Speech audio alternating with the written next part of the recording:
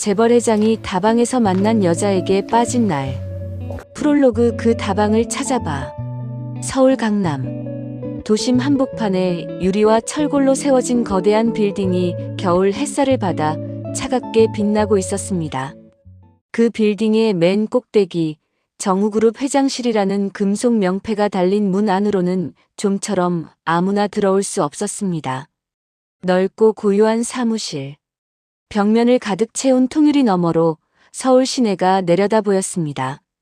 빽빽이 들어선 고층 빌딩들 사이로 한강이 가늘게 반짝이고 저 멀리 남산타워가 흐린 하늘 속에 희미하게 서 있었습니다. 창가에 한 노인이 서 있었습니다. 70이 넘은 나이에도 허리는 곧았고 백발은 단정하게 빗어 넘겨져 있었습니다. 깊게 팬 주름과 굳게 담은 입, 세월의 무게를 고스란히 담은 눈빛. 사람들은 그를 이렇게 불렀습니다. 대한민국 재계 서열 상위권 정우그룹 회장 정우성. 그리고 그의 별명은 철의 회장이었습니다. 감정을 잘 드러내지 않는 남자.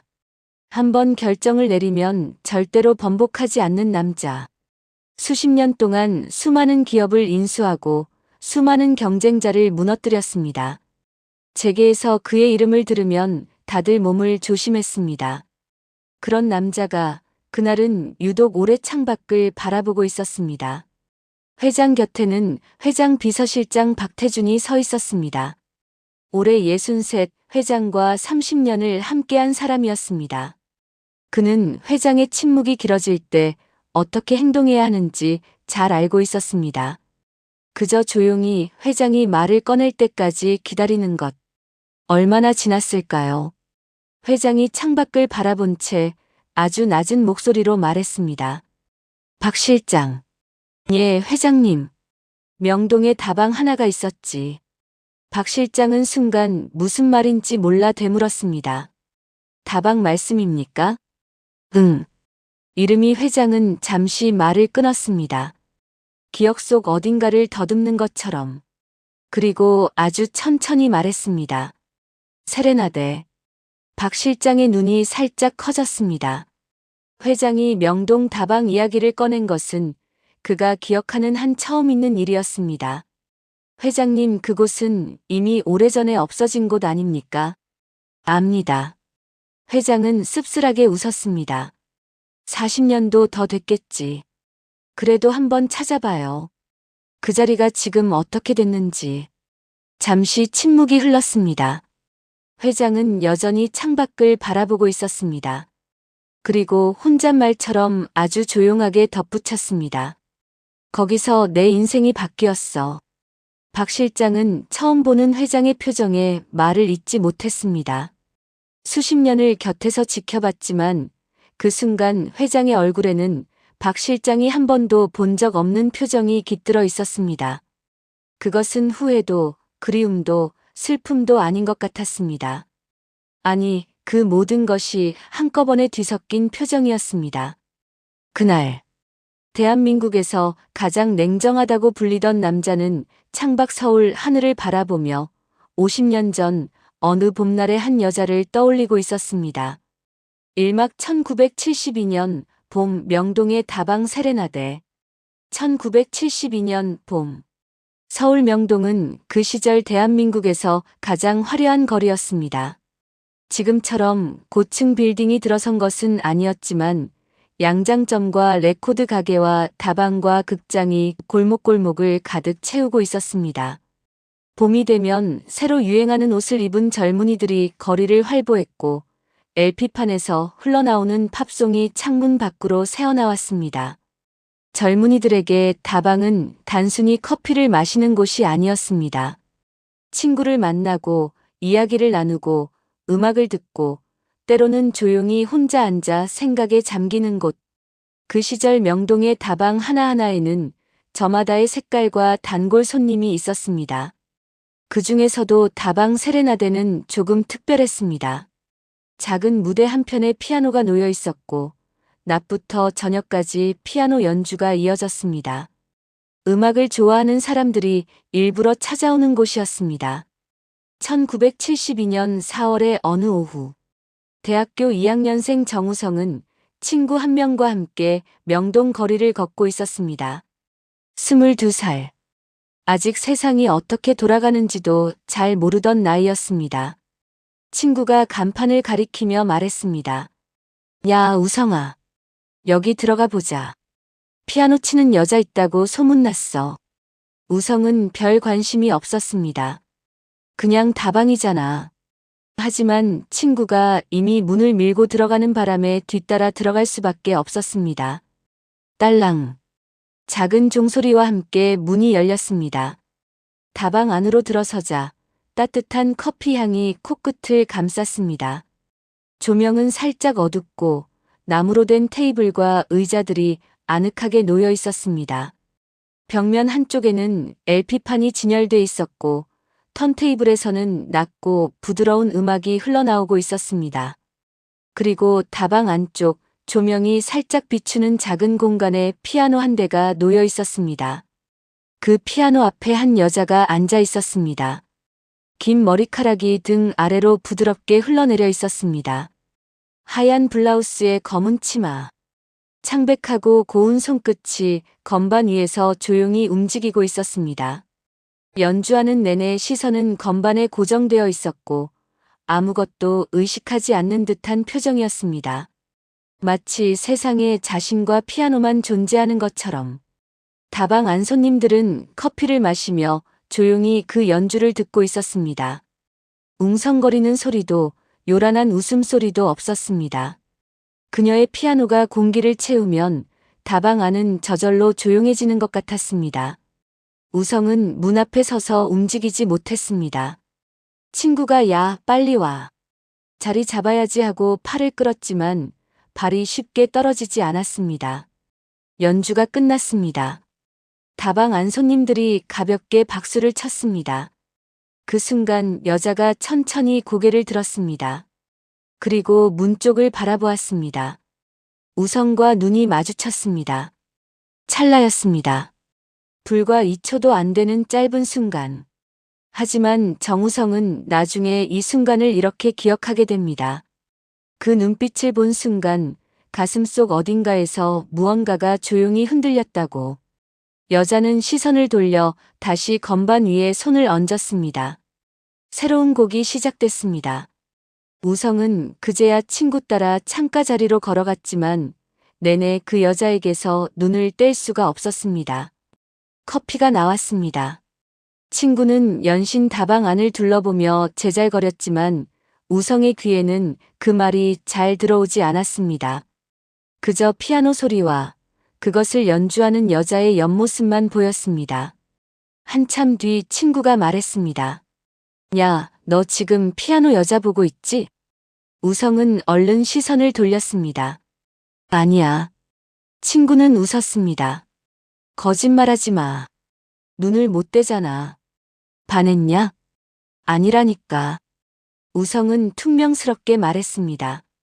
하지만 그날 집으로 돌아오는 버스 안에서도 그리고 하숙집 방에 누워서도 우성의 머릿속에는 그 여자의 옆모습과 피아노 소리가 계속 맴돌았습니다.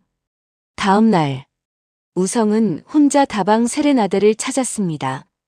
핑계는 커피 한 잔이었지만 사실은 자신도 잘 알고 있었습니다. 문을 열고 들어가자 오늘도 피아노 앞에 그 여자가 있었습니다. 우성은 어제와 같은 창가 자리에 앉았습니다. 커피를 시키고 아무것도 아닌 척 피아노 쪽을 바라봤습니다. 연주가 잠시 멈춘 사이 여자가 자리에서 일어나 물 한 잔을 마시러 갔습니다. 그리고 다시 피아노 쪽으로 돌아오다가 우성과 눈이 마주쳤습니다. 여자가 먼저 말을 걸었습니다. 어제도 오셨죠? 우성은 당황했습니다. 기억하고 있을 줄은 몰랐습니다. 아, 네. 여자가 웃으며 말했습니다. 오늘은 혼자 오셨네요. 그냥 지나가다가요. 여자는 고개를 살짝 기울이며 웃었습니다. 뭔가를 알고 있다는 듯한 그러면서도 놀리지 않는 웃음이었습니다. 커피 맛있어요? 네. 우성은 겨우 대답했습니다. 여자는 피아노 쪽으로 돌아가다 말고 뒤를 돌아보며 말했습니다. 또 오세요. 그것이 처음 나눈 대화였습니다. 그날 이후 정우성은 거의 매일 다방 세레나데를 찾았습니다. 이름을 물어본 것은 사흘째 되던 날이었습니다. 저 이름이 어떻게 돼요? 여자는 잠시 우성을 바라보다가 대답했습니다. 윤지연이에요. 손님은요? 정우성입니다. 우성씨. 지연이 이름을 한번 불러봤습니다. 그리고 미소 지었습니다. 좋은 이름이네요. 음악이 이어준 사랑. 그렇게 우성이 다방 세레나데를 드나든 지 한 달이 지났습니다. 수업이 끝나면 버스를 타고 명동으로 향하는 것이 어느새 일과가 됐습니다. 창가 자리가 자신의 자리처럼 느껴졌고 지연이 새로운 곡을 연습할 때 나는 실수 소리조차 반갑게 느껴졌습니다. 지연도 이제 우성이 들어오면 자연스럽게 눈인사를 건넸습니다. 연주가 끝난 잠깐의 틈에 잠시 이야기를 나누기도 했습니다. 음악에 관한 이야기, 날씨 이야기, 별것 아닌 이야기들. 하지만 우성에게는 그 짧은 대화 하나하나가 소중했습니다. 어느 날 지연이 우성에게 물었습니다. 음악 좋아하세요? 좋아합니다. 우성은 답했습니다. 사실 그 전까지 음악에 특별한 관심이 있던 편은 아니었습니다. 그러나 지연의 피아노를 들으면서부터 음악이 다르게 들리기 시작했습니다. 어떤 음악이요? 우성은 잠시 생각하다가 말했습니다. LP 가게에서 들으면 다 좋던데요. 지연이 웃었습니다. 그건 너무 막연하네요. 그리고 덧붙였습니다. 저는 쇼팽이 좋아요. 그 사람 음악은 슬프면서도 아름답거든요. 마치 사람 마음속을 들여다보는 것 같아서요. 우성은 그날 집에 돌아오는 길에 명동 레코드 가게에 들렀습니다. 쇼팽 음반이 있는지 물어보고 점원이 추천해주는 앨범을 샀습니다. 그날 밤 하숙집 방에서 턴테이블을 빌려 쇼팽을 들었습니다. 피아노 소리가 흘러나오자마자 지연의 얼굴이 떠올랐습니다. 며칠 뒤 우성은 그 쇼팽 LP를 들고 다방에 갔습니다. 지연은 봉투를 받아 안을 열어보다가 눈이 커졌습니다. 이거 쇼팽 야상곡이잖아요. 좋아한다고 해서요. 우성은 담담한 척 말했지만 귀가 살짝 붉어진 것은 어쩔 수 없었습니다. 지연은 한동안 말이 없었습니다. LP를 가슴에 살짝 안듯이 들고 우성을 바라보다가 작게 물었습니다. 이거 비싼 거 아닌가요? 괜찮습니다. 왜 이렇게 잘해주세요? 우성은 잠깐 망설이다가 그냥 솔직하게 말했습니다. 좋아하니까요. 그 말이 나오자마자 우성은 자신이 너무 직접적으로 말해버렸다는 걸 깨달았습니다. 얼굴이 달아오르는 것 같았습니다. 그런데 지연은 웃지도 당황하지도 않았습니다. 그저 잠시 고개를 살짝 숙이더니 아주 작은 목소리로 말했습니다. 나도요. 그 한마디가 다방 안의 피아노 소리보다 더 크게 우성의 귀에 울렸습니다. 그날 이후 두 사람은 조금씩 더 가까워졌습니다. 다방이 끝날 시간이 되면 우성은 자리를 쉽게 일어나지 못했고 지연도 서둘러 그를 보내려 하지 않았습니다. 손님들이 하나둘 빠져나가고 다방이 조용해지면 두 사람은 테이블 하나를 사이에 두고 이야기를 나눴습니다. 지연은 이야기하기를 좋아했습니다. 어릴 때부터 피아노가 좋았다는 이야기, 어머니랑 단둘이 서울에서 지낸다는 이야기, 명동을 좋아한다는 이야기. 우성은 주로 듣는 편이었습니다. 지연의 이야기를 들으면서 그 사람이 어떤 사람인지 조금씩 알아가는 시간이 좋았습니다. 어느 날 지연이 진지한 얼굴로 말했습니다. 우성 씨. 네. 나 사실 꿈이 있어요. 우성은 커피잔을 내려놓고 귀를 기울였습니다. 파리에 가고 싶어요. 거기 좋은 음악 학교가 있다고 하던데요. 제대로 배우고 싶어요. 지연의 눈이 반짝였습니다.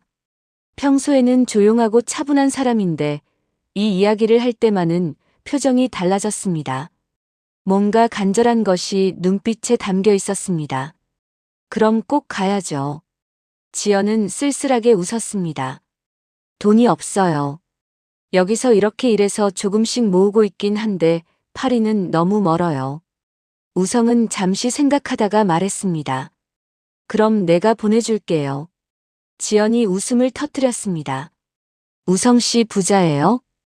아직은 아니지만요. 그럼 어떡해요? 우성은 웃으며 말했습니다. 앞으로 될 거니까요. 반쯤은 농담이었고 반쯤은 진심이었습니다. 지연은 한동안 우성을 바라보다가 말했습니다. 함부로 그런 말하면 안 돼요. 왜요? 사람 기대하게 만들잖아요. 우성은 눈을 마주치며 말했습니다. 기대해도 됩니다. 지연은 고개를 살짝 숙이며 웃었습니다. 그 웃음 뒤에 어떤 감정이 담겨 있는지 우성은 다 알 수는 없었습니다. 하지만 그게 싫지 않다는 것만큼은 알 수 있었습니다. 그 즈음 두 사람은 함께 명동 거리를 걷기 시작했습니다. 다방일이 끝나는 저녁 무렵 지연은 앞치마를 벗고 나왔고 우성은 바깥에서 기다렸습니다. 특별히 어딜 가는 것도 아니었습니다. 그냥 명동 골목을 걸었습니다. 레코드 가게 앞에서 쇼윈도를 들여다보고 영화 포스터 앞에서 이야기하고 분식집에 들어가 떡볶이를 먹었습니다. 걸으면서 말이 많이 필요하지 않았습니다. 나란히 걷는 것만으로도 충분히 좋았습니다. 어느 날 저녁 남산공원 벤치에 앉아 서울 야경을 내려다보고 있을 때였습니다. 지연이 말했습니다. 서울 야경이 이렇게 예쁜지 몰랐어요. 맨날 일하느라 이런 거 잘 못 봤거든요. 우성이 말했습니다. 앞으로 자주 보러 와요. 혼자요? 같이 오면 되죠. 지연은 잠시 멈칫하더니 말했습니다. 우성 씨는 참 이상해요. 왜요? 처음 봤을 때부터 그랬어요.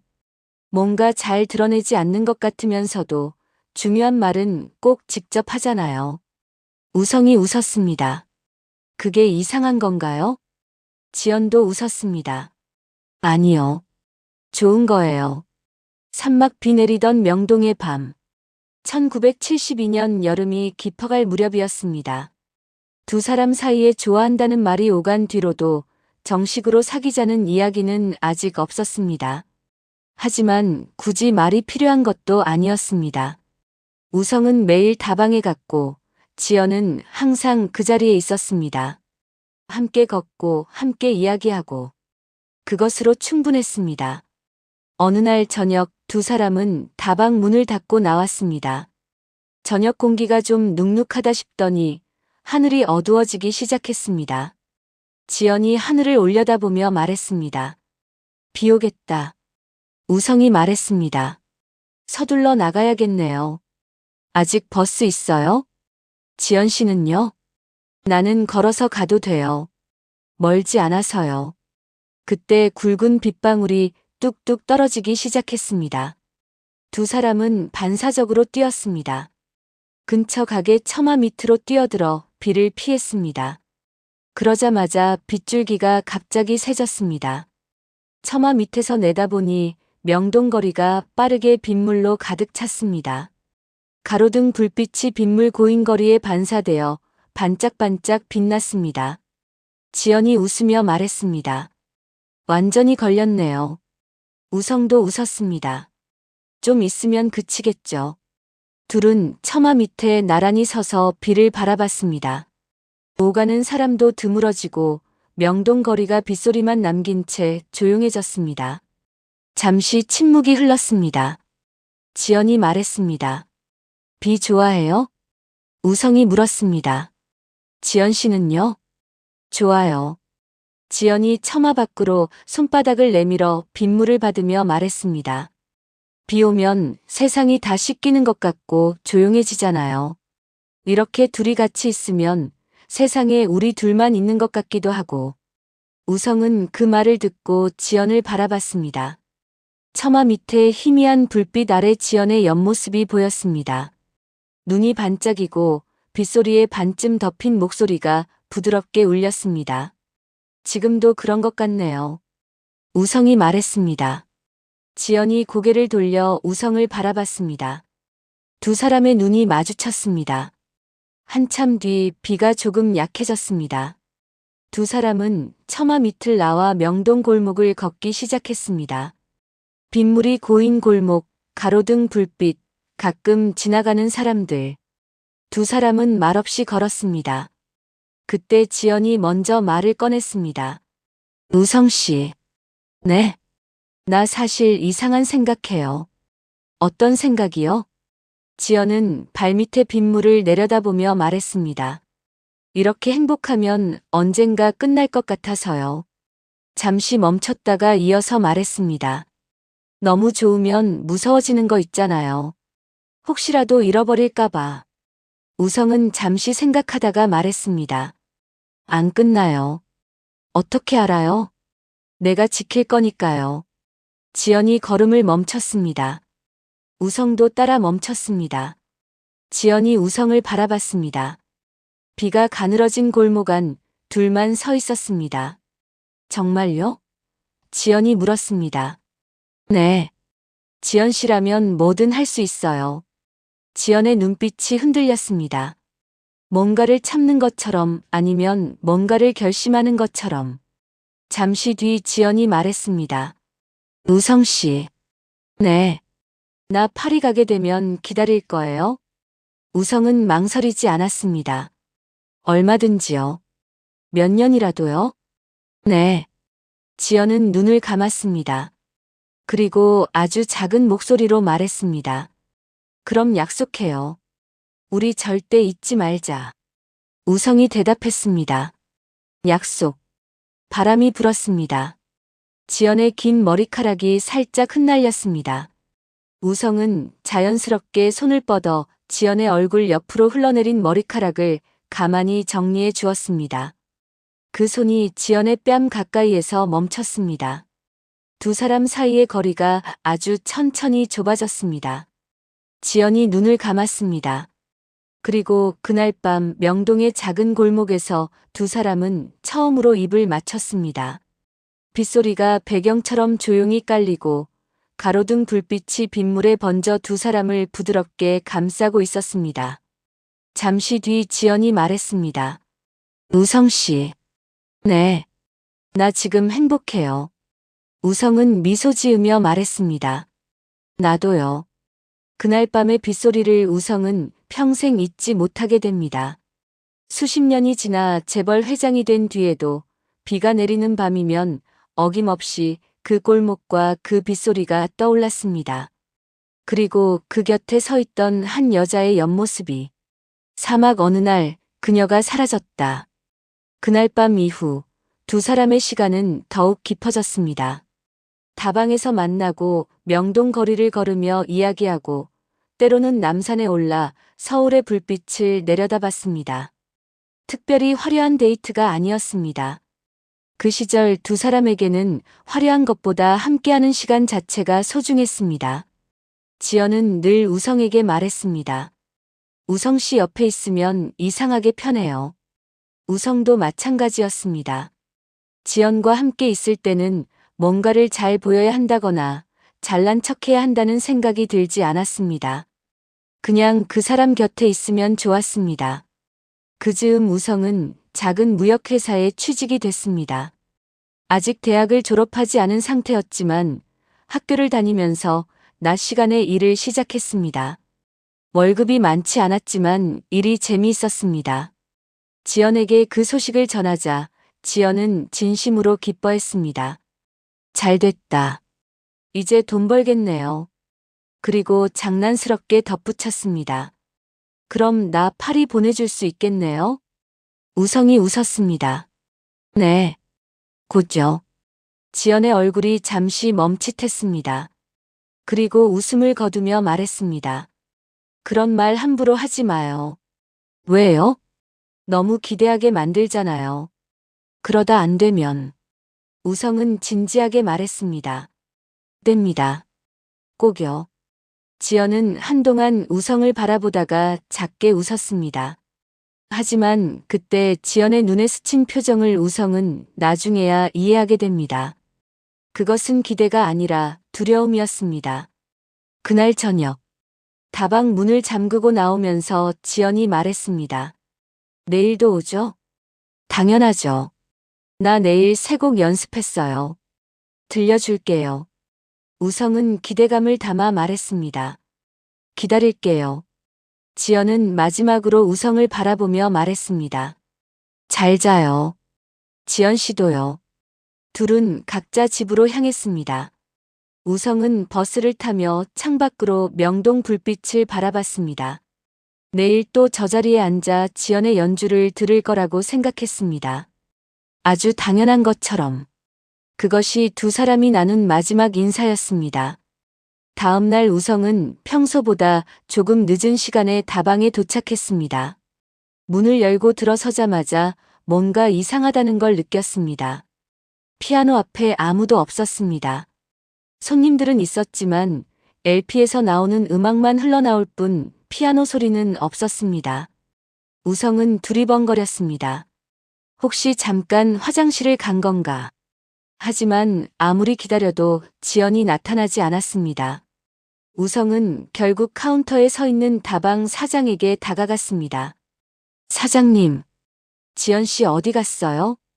사장은 잠깐 우성을 바라보더니 어색한 표정을 지었습니다. 아, 지연이? 네. 오늘 왜 안 나와요?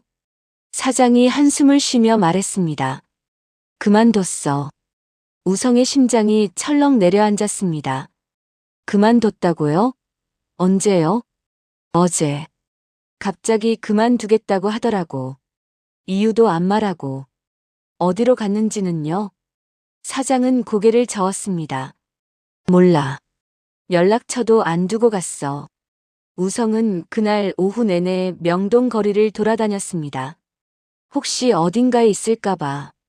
지연이 좋아하던 레코드 가게 앞, 두 사람이 자주 앉던 분식집, 처마 밑에서 비를 피하던 그 골목. 하지만 어디에도 윤지연은 없었습니다.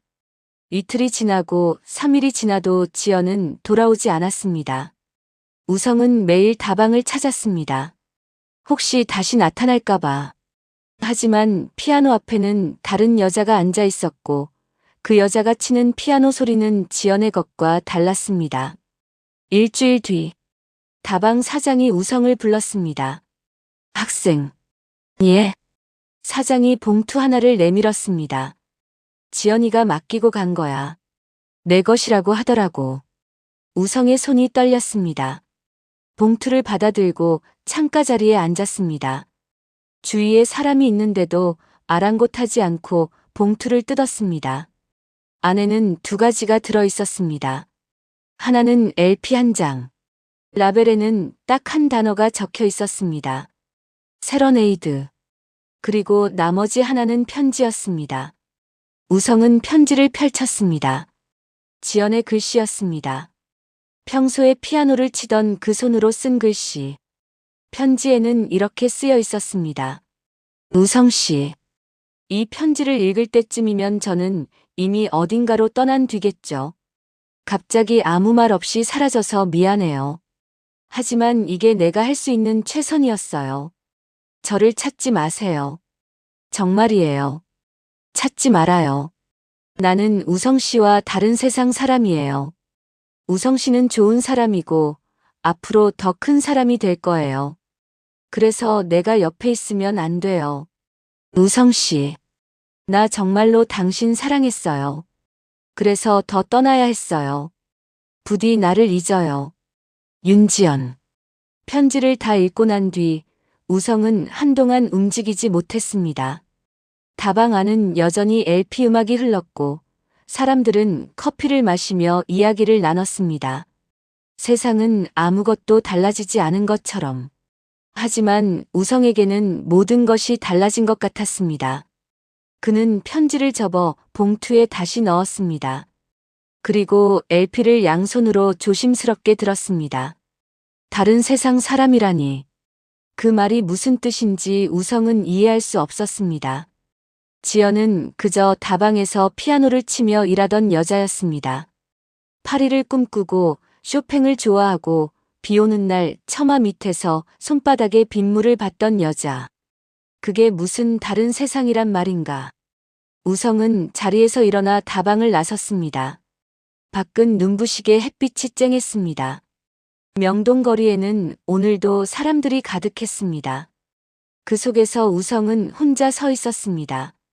그리고 중얼거렸습니다. 왜? 대답해 줄 사람은 아무도 없었습니다. 오막 그녀의 진짜 정체. 지연이 사라진 뒤 정우성은 한동안 아무것도 손에 잡히지 않았습니다. 낮에는 회사에 나가 서류를 들여다봤지만 문득문득 피아노 소리가 들리는 것 같았습니다. 거리에서 긴 머리의 여자가 지나가면 나도 모르게 걸음을 멈추고 돌아봤습니다. 밤에는 하숙집 방에서 지연이 남긴 LP를 반복해서 들었습니다. 쇼팽의 야상곡이 흐르면 잠이 오지 않았습니다. 편지 속 그 문장이 계속 머릿속을 맴돌았습니다. 나는 우성 씨와 다른 세상 사람이에요. 뭔가 이유가 있을 것 같았습니다. 단순히 좋은 사람이니까 떠난다는 말은 납득이 되지 않았습니다. 그로부터 한 달쯤 뒤였습니다. 회사에서 퇴근하고 하숙집으로 돌아오던 저녁, 골목 앞에 낯선 차가 서 있었습니다. 그 시절에는 보기 드문 고급 승용차였습니다. 차 옆에 검은 양복의 남자가 서 있다가 우성을 보자 공손하게 고개를 숙였습니다. 정우성 씨 되십니까? 우성은 경계하는 눈빛으로 대답했습니다. 그렇습니다만 누구십니까? 잠시 모시고 갈 곳이 있습니다. 어딘데요? 남자는 담담하게 말했습니다. 가시면 압니다. 거절하려는 순간 남자가 한마디를 덧붙였습니다. 윤지연 씨에 관한 일입니다. 우성의 심장이 한 박자 빠르게 뛰었습니다. 그는 결국 차에 올랐습니다. 차는 서울 시내를 벗어나 조용한 주택가로 들어갔습니다. 좁은 골목 안으로 들어가자 큰 대문이 있는 저택이 나타났습니다. 넓은 정원에 단단히 세워진 기와집. 우성이 살아온 세계와는 분명히 다른 곳이었습니다. 응접실로 안내받았습니다. 잠시 기다리자 중년 남자 한 사람이 들어왔습니다. 흰 셔츠에 조끼를 걸친 50 안팎의 남자. 얼굴은 차갑고 눈빛은 날카로웠습니다. 한눈에 봐도 예사 사람이 아니라는 것이 느껴졌습니다. 남자는 소파에 앉더니 우성을 천천히 훑어봤습니다. 그리고 차분하고 낮은 목소리로 말했습니다. 정우성 군인가? 그렇습니다. 우성은 긴장을 감추며 대답했습니다. 실례지만 누구십니까? 남자는 대답 대신 찻잔을 들어 한 모금 마셨습니다. 그리고 말했습니다. 윤지연을 찾고 있겠지. 우성은 숨을 들이켰습니다. 지연 씨를 아십니까? 아는 정도가 아니지. 남자의 표정에는 아무 감정도 없었습니다. 내가 그 아이 아버지니까. 그 순간 우성은 귀를 의심했습니다. 지연은 어머니와 단둘이 산다고 했습니다. 형편이 어렵다고도 했습니다. 그런데 이 저택의 주인이 지연의 아버지라니. 우성은 떨리는 목소리로 물었습니다. 지연 씨는 어디 있습니까? 남자는 냉정하게 말했습니다. 자네가 알 필요 없는 곳에 있네. 왜요? 그리고 왜 그렇게 갑자기 보낸 겁니까? 남자는 찻잔을 내려놓고 우성을 바라봤습니다. 그리고 천천히 모든 것을 정리한 사람처럼 이야기하기 시작했습니다. 윤지연은 내가 바깥에서 낳은 딸이야. 내 본처와의 사이에서 난 아이가 아니라는 거지. 그는 조금도 수치스러워하는 기색이 없었습니다. 그 아이 어머니와 정식으로 살 수 없었어. 내 이름을 밝힐 수도 없었고. 그래서 지연은 세상 어디에도 내 딸로 등록돼 있지 않아. 우성은 그제야 이해가 됐습니다. 지연이 아버지 이야기를 한 번도 제대로 한 적이 없던 것, 가끔 이유 없이 슬픈 눈빛을 하던 것, 다방에서 일하며 파리를 꿈꾸던 것, 그 모든 것의 뒤에 이런 사정이 있었던 겁니다. 남자가 말을 이었습니다. 그 아이는 원래 자네 같은 평범한 젊은이와 어울릴 아이가 아니네. 비록 내 호적에 올리진 못했지만 내 피를 이은 아이야. 그 아이와 자네가 계속 만나면 둘 다 망가져. 우성은 분노가 끓어오르는 걸 느꼈습니다. 하지만 목소리만은 낮게 유지하며 말했습니다. 그건 저희가 결정할 일 아닙니까? 남자가 차갑게 웃었습니다. 결정? 자네 지금 어떤 처지인지 알고 있나? 이제 막 작은 무역회사에 들어간 젊은이가 무슨 결정을 한다는 거지. 힘이 없다고 해서 사람을 마음대로 떼어놓을 권리는 없습니다. 남자의 눈빛이 차가워졌습니다. 권리? 세상은 권리로 돌아가지 않아. 힘으로 돌아가지. 그 말은 비수처럼 우성의 가슴에 박혔습니다.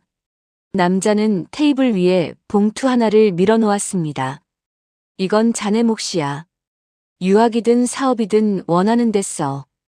우성은 굳은 얼굴로 봉투를 밀어냈습니다. 뗍니다. 모기가 세 군. 돈으로 마음을 막을 순 없습니다. 남자는 잠시 우성을 바라보다가 다시 말했습니다. 좋아. 그 마음은 높이 사지. 하지만 알아둬. 내가 마음먹으면 자네 취직도 막을 수 있고 지금 다니는 회사에 압력도 넣을 수 있어. 그러고 싶지 않아서 이렇게 부른 거야. 자네도 젊은 사람인데 망가뜨리고 싶지 않으니까. 우성은 아무 말도 할 수 없었습니다. 남자는 자리에서 일어나며 마지막으로 말했습니다. 이 일은 여기서 끝내게. 지연이는 잘 돌볼 테니. 우성은 저택을 나서며 뒤를 돌아보지 않았습니다. 차를 타고 돌아오는 내내 아무 말도 하지 않았습니다. 하숙집 방에 들어가 문을 닫은 뒤 바닥에 주저앉았습니다. 그제야 모든 것이 이해됐습니다. 지연이 왜 가끔 불안한 눈빛을 했는지, 왜 자신의 집 이야기를 하지 않았는지, 왜 편지에 당신과 다른 세상 사람이라고 썼는지, 지연은 알고 있었던 겁니다. 자신이 어떤 처지인지, 그리고 그 처지가 우성에게 어떤 짐이 될지. 그날 밤 정우성은 처음으로 자신이 얼마나 아무것도 없는 사람인지를 뼈저리게 느꼈습니다. 돈도 힘도 배경도 없었습니다. 사랑하는 사람 하나 지킬 수 없는 남자였습니다. 하지만 그 바닥에서 오래 앉아 있다가 그는 천천히 일어섰습니다. 그리고 지연이 남긴 LP를 턴테이블 위에 올렸습니다. 쇼팽의 야상곡이 흘러나왔습니다. 창밖은 어두웠습니다. 우성은 그 음악을 들으며 속으로 결심했습니다. 내가 힘을 가지겠다. 다시는 이런 이유로 소중한 것을 잃지 않겠다.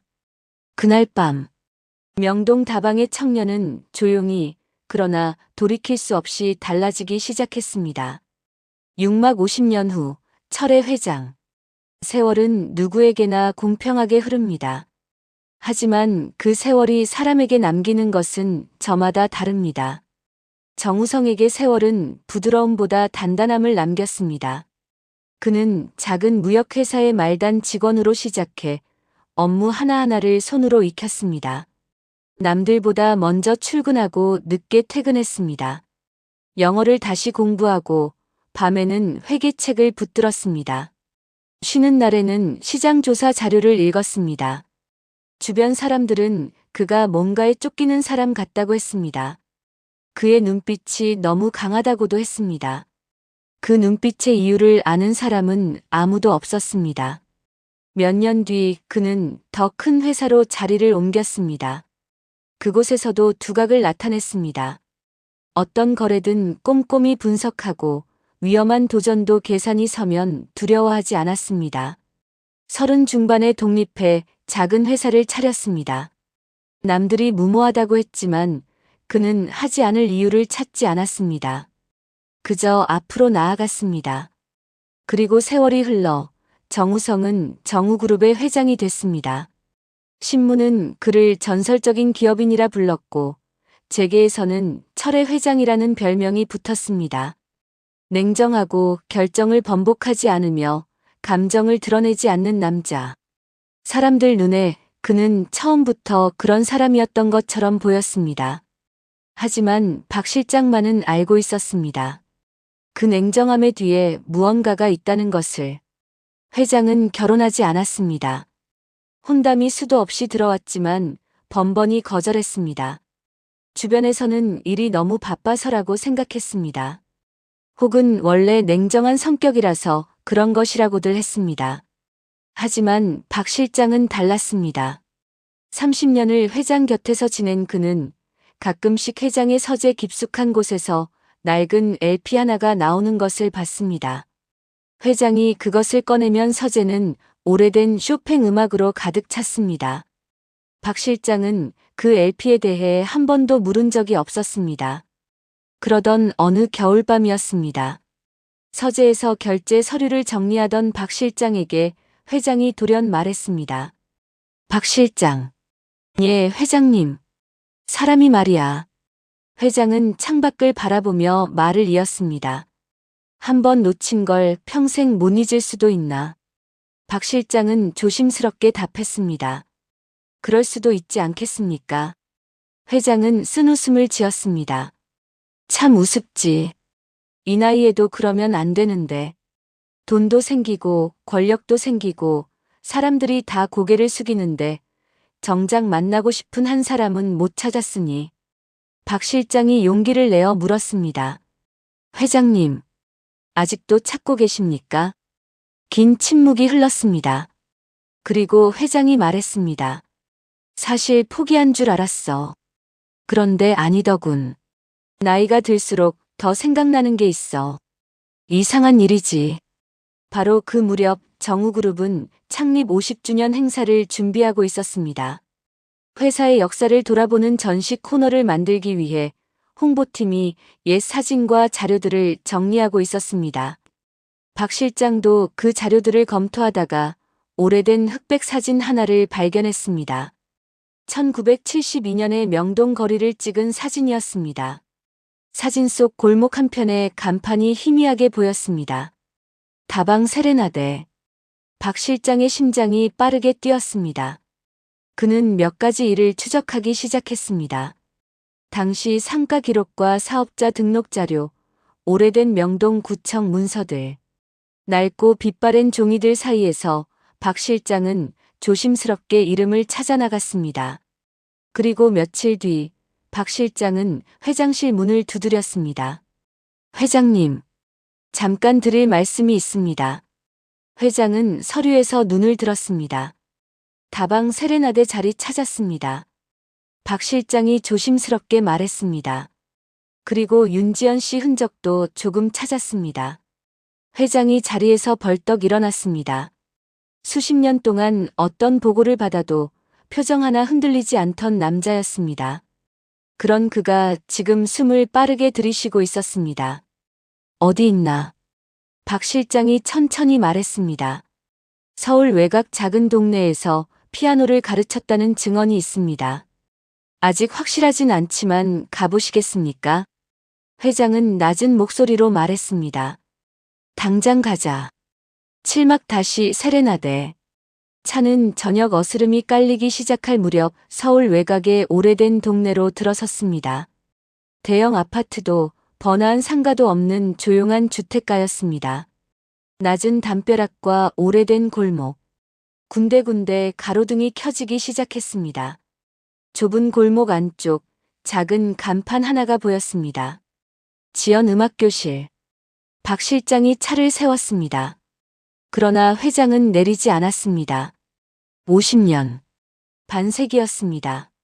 그 긴 시간 동안 한 번도 다시 만나지 못한 사람. 정말 그 사람이 저 안에 있을까? 혹시 틀린 것이면 어쩌나? 혹시 너무 늦어버린 건 아닐까? 박 실장이 조용히 말했습니다. 회장님. 회장은 깊게 숨을 들이켰습니다. 그리고 천천히 차 문을 열었습니다. 골목의 공기는 차가웠습니다. 문 앞에 서자 안에서 희미한 피아노 소리가 들렸습니다. 잔잔하고 조용한 선율. 수십 년 전 명동 다방에서 들었던 그 소리와 어딘가 닮아 있었습니다. 회장의 손이 문고리 앞에서 잠시 멈췄습니다. 그리고 아주 천천히 문을 열었습니다. 작은 교실 아니었습니다. 낡은 피아노 한 대, 접이식 의자 몇 개, 벽에는 아이들이 그린 악보 그림들. 소박하고 아늑한 공간이었습니다. 창가 쪽 피아노 앞에 백발의 여자가 앉아 있었습니다. 작고 가느다란 어깨, 휘어진 머리, 살짝 굽은 등. 하지만 건반 위에 얹힌 손끝만은 여전히 섬세했습니다. 피아노를 치는 그 자세에서 수십 년 전 명동 다방에서 피아노를 치던 그 모습이 겹쳐 보였습니다. 피아노 소리가 멈췄습니다. 여자가 천천히 고개를 들었습니다. 문 쪽을 바라봤습니다. 정우성은 그 순간 움직일 수 없었습니다. 세월은 그녀의 얼굴을 바꿔놓았습니다. 주름이 생기고 머리카락이 하얘졌습니다. 하지만 그 눈빛만은 그대로였습니다. 명동의 다방에서 수줍게 웃으며 또 오셨네요 라고 말하던 그 눈. 여자도 그를 알아본 듯 했습니다. 한동안 두 사람은 아무 말도 하지 못했습니다. 반세기라는 시간이 두 사람 사이에 서서 쉽게 말을 허락하지 않는 것 같았습니다. 먼저 입을 연 것은 지연이었습니다. 우성 씨. 정우성의 목이 메었습니다. 그는 겨우 대답했습니다. 지연 씨. 그 한마디에 지연의 눈가가 붉어졌습니다. 우성은 천천히 안으로 들어갔습니다. 가까이 다가갈수록 그녀가 걸어온 세월이 보였습니다. 손등에 드러난 핏줄, 가늘어진 어깨. 하지만 무너지지 않으려 버텨온 사람의 단단함도 함께 보였습니다. 우성이 떨리는 목소리로 말했습니다. 정말 당신이었소. 지연은 한참 그를 바라보다가 작게 웃었습니다. 회장님이 되셨네요. 우성은 쓴웃음을 지었습니다. 그런 말 하지 마오. 난 아직도 말끝이 흐려졌습니다. 아직도 뭔가. 아직도 그때 그 청년인가. 아직도 당신 앞에서는 아무 힘도 없는 사람인가. 지연이 조용히 물었습니다. 어떻게 찾았어요? 너무 늦었지. 지연은 고개를 저었습니다. 아니에요. 그래도 왔잖아요. 그 말에 우성의 가슴이 먹먹해졌습니다. 우성은 의자 하나를 끌어다 그녀 맞은편에 앉았습니다. 그리고 평생 가슴에 담아둔 질문을 꺼냈습니다. 왜 떠났소? 지연의 표정이 천천히 가라앉았습니다. 건반 위에 손을 얹은 채 한참을 말하지 않았습니다. 그리고 마침내 낮고 조용한 목소리로 말했습니다. 아버지가 왔었어요. 우성은 눈을 감았습니다. 역시. 지연이 계속 말했습니다. 우성 씨를 해칠 수도 있다고 했어요. 취직도 막을 수 있고 집안까지 흔들 수 있다고. 그때 나는 너무 무서웠어요. 당신이 다칠까봐. 우성은 이를 악물었습니다. 그래도 말은 했어야지. 같이 버틸 수도 있었잖소. 지연은 눈을 내리깔았습니다. 그때 당신은 너무 젊었어요. 그리고 너무 깨끗했어요. 나 하나 때문에 당신이 주저앉을까봐 겁났어요. 내가 당신 인생의 짐이 될까봐. 우성은 바로 답하지 못했습니다. 지연은 손끝으로 낡은 건반을 천천히 쓸며 말했습니다. 사실 떠나고 나서 매일 후회했어요. 한 번만, 정말 한 번만 다시 만나서 말하고 싶었어요. 미안하다고. 사랑했다고. 그런데 시간이 너무 많이 지나버렸어요. 교실 안은 조용했습니다. 창밖으로 저녁이 깊어지고 있었습니다. 우성이 낮은 목소리로 물었습니다. 그동안 어떻게 살았소? 지연은 담담하게 웃었습니다. 별거 없었어요. 지방에 내려가서 피아노 학원 보조도 하고 교회 반주도 하고 나중에 서울로 다시 올라와서 아이들 가르치며 살았어요. 결혼은요? 그 물음 앞에서 지연은 잠시 멈췄습니다. 그리고 천천히 고개를 저었습니다. 못했어요. 왜요? 지연은 희미하게 웃었습니다. 우습죠. 누굴 만나도요 비 오는 명동 골목에서 나를 바라보던 눈을 잊을 수가 없더라고요. 그 말에 우성은 더 이상 참지 못했습니다. 고개를 숙이자 눈가가 젖어들었습니다. 평생 남들 앞에서 눈물 한 번 보이지 않던 남자였습니다. 그런 그가 지금 이 작은 음악교실에서 흰머리의 노인이 된 채로 고개를 숙이고 있었습니다. 한참 뒤 우성이 힘겹게 말했습니다. 나도 결혼 안 했어. 지연이 놀란 듯 그를 바라봤습니다. 왜요? 우성은 씁쓸하게 웃었습니다. 이미 마음이 끝났는데 다른 사람에게 줄 게 없었으니까. 지연의 눈에도 끝내 눈물이 맺혔습니다. 두 사람은 오랫동안 아무 말 없이 앉아 있었습니다. 말하지 않아도 알 수 있었습니다. 그 긴 시간 동안 서로 다른 곳에서 서로를 잊지 못하고 살아왔다는 것을. 해가 기울 무렵 우성이 조심스럽게 말했습니다. 지연 씨. 네. 지금이라도 그는 혹시라도 이 순간이 깨질까봐 두려운 사람처럼 아주 천천히 말했습니다. 지금이라도 내 옆에 있어 주겠소. 지연은 놀란 듯 그를 바라봤습니다. 복잡한 감정이 얼굴에 스쳐 지나갔습니다. 기쁨과 두려움과 미안함이 한꺼번에. 우린 너무 늦었어요. 우성은 고개를 저었습니다. 늦은 게 아니라 이제야 온 거요. 난 더 늦기 전에 꼭 당신에게 말하고 싶었소. 당신 때문에 내가 여기까지 왔다고. 당신을 잃고 나서 강해져야겠다고 결심했고, 그래서 여기까지 왔소. 내 인생의 절반은 당신이 만든 거요. 지연은 손으로 입을 가렸습니다. 눈물이 뺨을 타고 조용히 흘렀습니다. 우성은 자리에서 일어나 천천히 그녀 앞으로 다가갔습니다. 그리고 아주 조심스럽게 지연의 손을 잡았습니다. 50년 전 빗속 골목에서 잡았던 그 손과는 달랐습니다. 더 마르고 더 거칠어졌습니다. 세월이 고스란히 남아있었습니다. 하지만 그 온기만은 여전했습니다. 지연이 떨리는 목소리로 말했습니다. 우성 씨. 우성은 그녀의 손을 꼭 쥔 채 말했습니다. 이제는 아무도 우릴 떼어놓지 못하오. 그 말에 지연은 결국 울음을 터뜨렸습니다. 아이처럼 소리내어 우는 것도 아니고 오래 참아온 사람의 눈물이 조용히 무너져 내리는 울음이었습니다.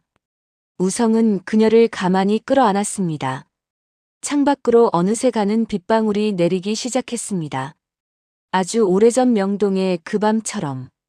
에필로그 마지막 커피. 그날 이후 정우성은 자주 그 음악교실을 찾았습니다. 공식 일정이 끝난 저녁이면 조용히 차를 몰아 그 골목으로 갔습니다.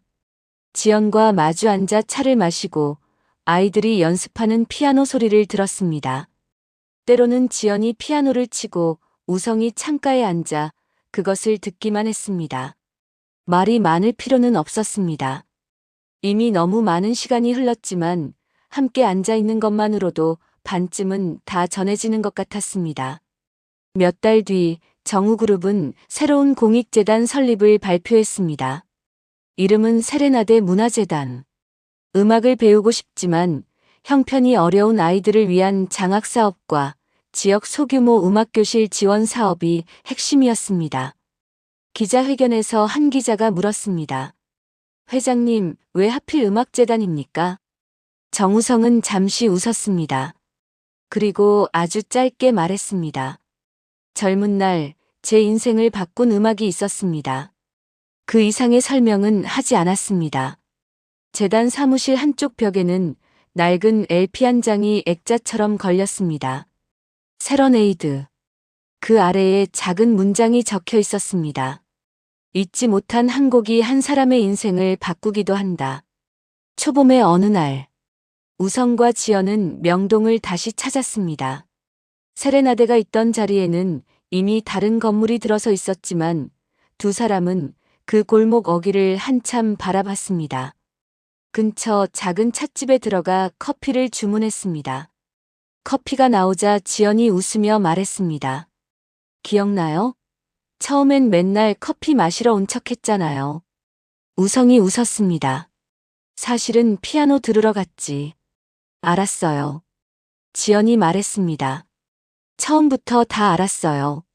그런데 왜 모르는 척 했소? 지연은 창밖을 보며 말했습니다.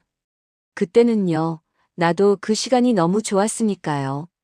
그냥 오래 두고 싶었어요. 잠시 뒤 우성이 물었습니다. 지연 씨, 다시 그때로 돌아가도 날 만나겠소? 지연은 망설이지 않고 대답했습니다. 네. 그리고 조금 뒤 미소 지으며 덧붙였습니다. 다만 이번엔 절대 편지 한 장 남기고 도망가진 않을 거예요. 두 사람은 함께 웃었습니다. 창밖에는 가느다란 봄비가 내리기 시작했습니다. 우성은 그 비를 바라보다가 천천히 지연의 손 위에 손을 얹었습니다. 그리고 아주 조용히 말했습니다. 이번엔 끝까지 같이 갑시다. 지연은 말없이 고개를 끄덕였습니다. 찻집 안에는 오래된 음악이 흐르고 있었습니다. 창밖의 빗소리는 잔잔했습니다. 마치 아주 긴 세월을 돌아 마침내 다시 시작되는 두 사람만의 세레나데처럼. 두 사람은 더 이상 젊지 않았습니다. 잃어버린 시간을 돌이킬 수도 없었습니다. 하지만 어떤 사랑은 젊은 날에 끝나지 않습니다. 멀리 돌아 늦게라도 제자리로 돌아오기도 합니다. 그리고 그날 정우성은 처음으로 알았습니다. 평생 쌓아 올린 것들보다 더 늦게, 더 어렵게 얻은 것이 가장 귀하다는 걸. 그것은 돈도 아니고 권력도 아니고 명예도 아니었습니다. 한 사람의 곁에 마침내 다시 앉을 수 있게 된 시간. 그것이 그의 남은 생에서 가장 큰 선물이었습니다.